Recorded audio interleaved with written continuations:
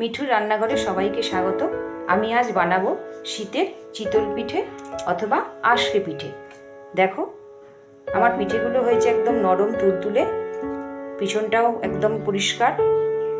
আমি কিভাবে বানাই এই রেসিপিটা তোমাদের দেখাবো। আমি কিভাবে বানাই তোমরা দেখো।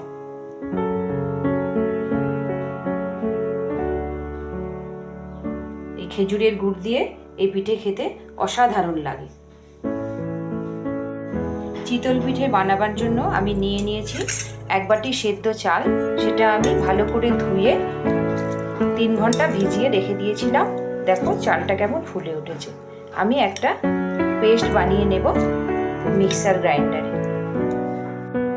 ভেজানো চালের একটা পেস্ট বানিয়ে নিয়েছি।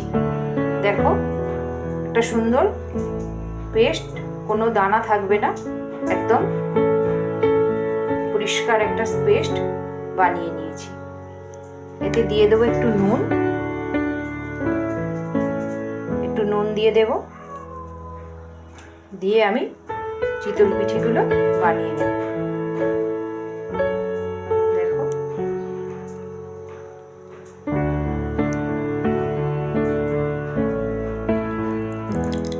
পেস্টটায় কোনো দানা থাকবে না। আমি কড়া বসিয়ে দিয়েছি, ওভেনে দিয়ে দেবো 2-1 ফোঁটা তেল। তেলটা একটু কড়ার গায়ে এইভাবে ঘুরিয়ে দেব।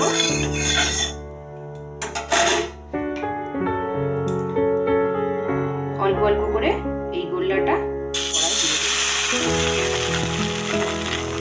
আমি একটা মাটির সরা চাপা দেব। আমি সিলভারের কড়াই করছি, কিন্তু মাটির সরা চাপা দিয়েছি। সরাটা ঢাকনাটা তুলবার সুবিধের জন্য। মাটির সরাতেও করা যায়। এভাবে 2 মিনিট আমি রেখে দেব। 2 মিনিট পরে ঢাকনাটা খুলব।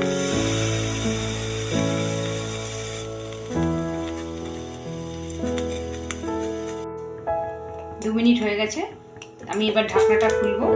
দেখো নরম সুন্দর ফুটফুটে এসে গেছে, জালি হয়ে গেছে, জালি এসে গেছে। দেখো আমি হাত দিতেই উঠে দেখো সুন্দর নরম জালিদার পিঠে হয়ে গেছে।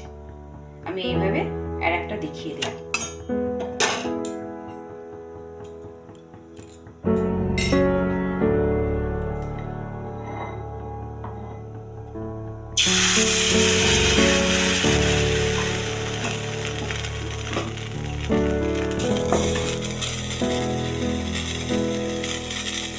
পরে ঢাকনাটা আবার আমার হয়ে গেছে। ঢাকনাটা খুলবো। দেখো সুন্দর আমার পিঠেটা হয়ে গেছে। এইভাবে আমি কতগুলো বানিয়ে নেব, তোমরা দেখতে থাকো। আমি এইভাবে কয়েকটা পিঠে বানিয়ে নিয়েছি। দেখো একদম নরম তুলতুল করছে, জালিদার। পিছনটা দেখো পুড়েও যায়নি। শীতের এই সুন্দর মজাদার পিঠে তোমরা বানিয়ে নাও বাড়িতে এই প্রসেসে।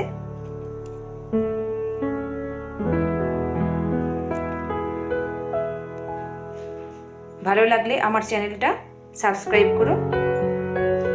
Thank you.